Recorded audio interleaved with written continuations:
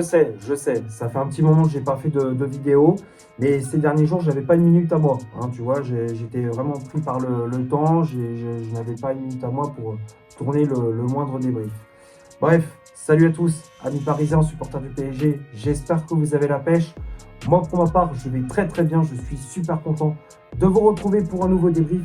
On va analyser cette rencontre qui opposait le Paris Saint-Germain au FC Metz. Match qui comptait pour la 23e journée de Ligue 1 McDonald's. Victoire sans trembler des hommes de Luis Enrique.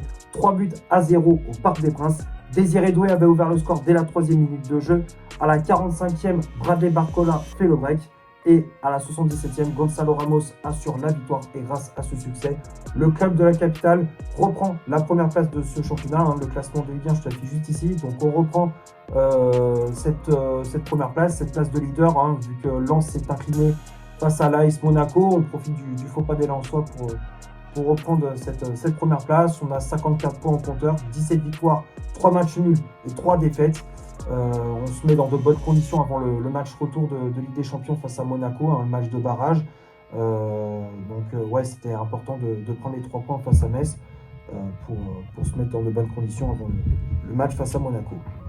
Avant que le débrief commence, on s'abonne à la chaîne si ce n'est toujours pas fait en cliquant sur le bouton s'abonner.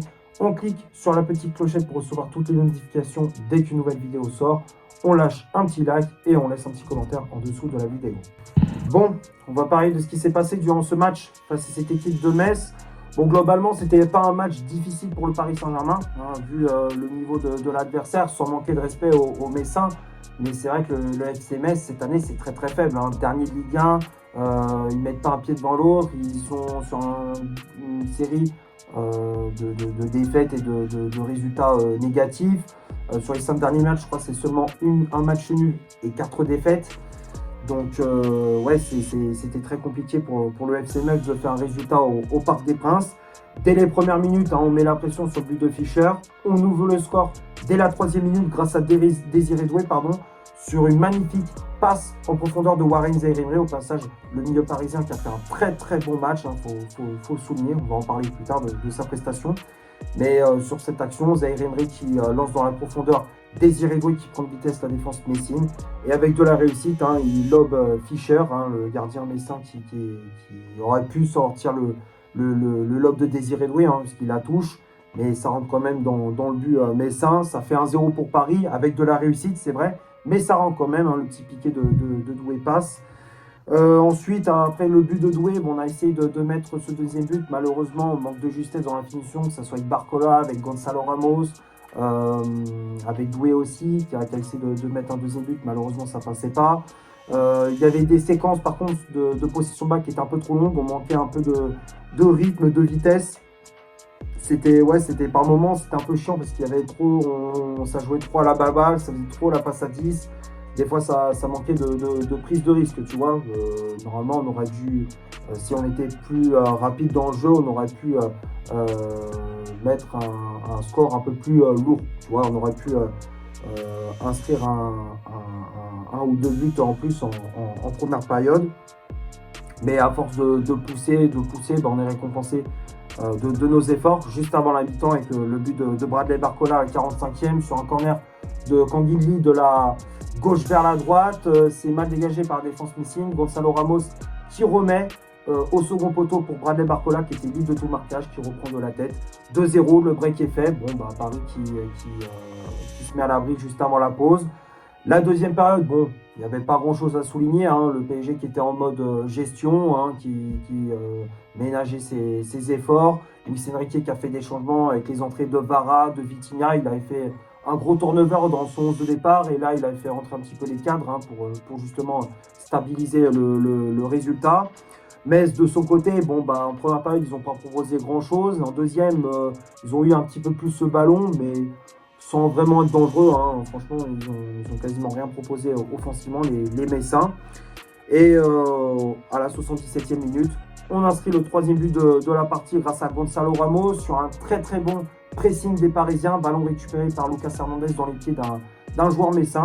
Très bon tacle du latéral français qui récupère le ballon et qui trouve dans la surface de réparation Gonzalo Ramos qui prend le temps de contrôler, d'effectuer un crochet devant le défenseur de Metz et d'enchaîner avec une frappe puissante placée sur la transversale de Fischer. 3-0, on plie le match. Après, bon, il n'y a rien d'autre à rajouter. Hein. Paris qui a fait le job. Et comme je disais, on se met dans de bonnes conditions avant le match face à Monaco en Coupe d'Europe. Maintenant, on va passer à la composition d'équipe que Luis Enrique a alignée pour ce match. Le 11 de départ s'affiche juste ici. Donc l'entraîneur espagnol a effectué un gros turnover pour ce match. Hein. Il a fait tourner son effectif. Le système de jeu, c'est toujours la même chose. Son bon vieux 4-3-3 avec dans les cages Matvei Safonov. La charnière centrale, c'était Ilya Zabarny associé à Lucas Beraldo. Les latéraux, Achraf Hakimi à droite avec le brassard de capitaine. Lucas Hernandez à gauche. Le milieu de terrain, Warren Zaïre-Emery positionné en 6.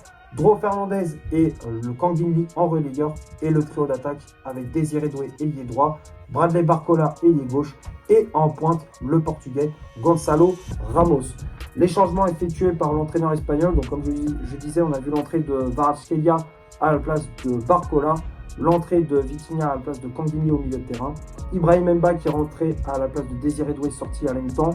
Espérons que c'est pas trop grave parce qu'il se tenait les adducteurs. Et pour finir, l'entrée de João Neves à la place de Dro Fernandez au milieu de terrain également. Que dire sur cette combo? Bon, comme je disais, Luis Enrique qui a fait un gros turnover. Il a préservé les cadres pour le match face à Monaco en Ligue des Champions.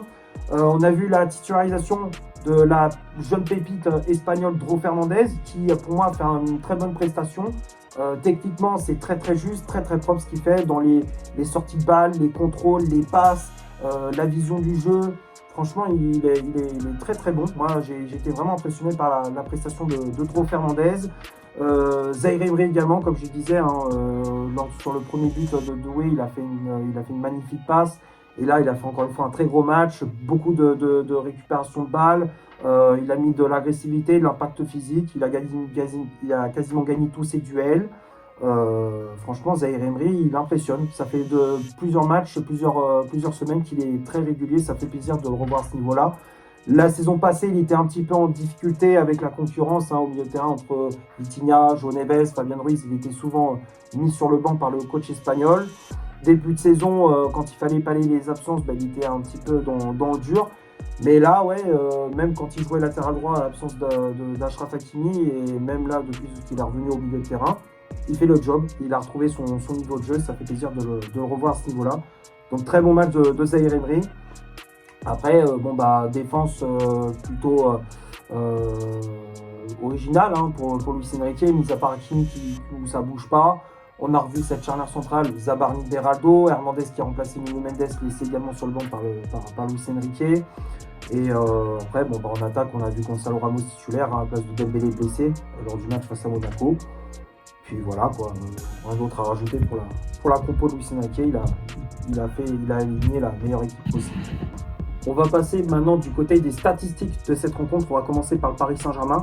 Les Parisiens ont eu 67% de possession de balle, 12 tirs réalisés dans le match, dont 7 frappes cadrées, 695 passes, dont 647 de réussis, 47 duels gagnés, 9 fautes commises, aucun arrêt, 0 arrêt effectué par Matvei Safonov, 11 centres réalisés dans le match, 4 corners obtenus et 11 tacles réussis. Et du côté du FC Metz, 33% de possession de balle, 2 tirs réalisés dans le match, dont 0 frappe cadrée, 333 passes, dont 276 de réussis, 41 duels gagnés, 15 fautes commises, 4 arrêts effectués par Fischer, le gardien messin, 11 centres réalisés dans cette partie, 1 corner obtenu et 16 tacles réussis. Donc quand on regarde les stats, c'est sans appel. Possession balle qui était pour le PSG, les occasions également.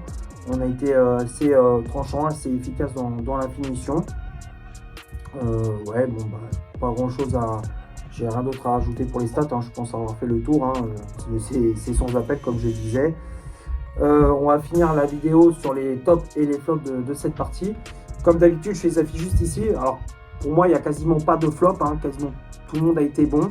Le seul que je mettrais peut-être dans les flops, c'est Ibrahim Mba qui pour moi n'a pas fait une superbe entrée. Il est rentré à la mi-temps à la place de Désiré Doué, sorti sur blessure. Alors, comme je disais, il était touché aux adducteurs, j'espère que c'est pas trop grave. Mais j'ai pas trouvé Ibrahim Mba vraiment en jambes, un peu en difficulté. Techniquement, c'était pas trop ça. Bon, après, il était à l'image de l'équipe en deuxième période. C'était assez tranquille. Ils étaient plutôt en mode gestion. Mais sinon, après, le reste, tout le monde a été bon. Safonov, bon, pas grand chose à signaler. Zabarni, Beraldo, globalement, ils ont fait un bon match, même si je ne suis pas fan de cette charnière centrale, mais ils ont fait quand même le job. Ensuite, les latéraux, Hakimi et Hernandez, ils ont été très très bons. Lucas Hernandez qui a fait un très gros match dans son couloir. Il est pas sorti ici sur le but de Gonzalo Ramos. Il a été très bon dans ses interventions, défensivement. Offensivement, il a été intéressant aussi. Bon match de Hernandez. Hakimi qui a fait une très grosse prestation également dans son couloir. Zahir Emery qui a été pour moi le meilleur parisien sur la pelouse. Il a récupéré beaucoup de ballons, comme je disais, de l'agressivité. Passeur décisif sur le but de Désiré Doué. Franchement, Zahir Emery, il mérite sa place dans le départ à l'heure actuelle. Il mérite sa place. Ça fait plaisir de revoir ce joueur à ce niveau-là. Dro Fernandez également, qui a fait une très bonne prestation, comme je disais. Très bon match de la part du jeune espagnol. Même s'il n'a pas marqué, même s'il n'a pas fait de passe décisive, il a été très très bon pour sa première. J'ai trouvé vraiment intéressant. Kangin qui a été bon aussi.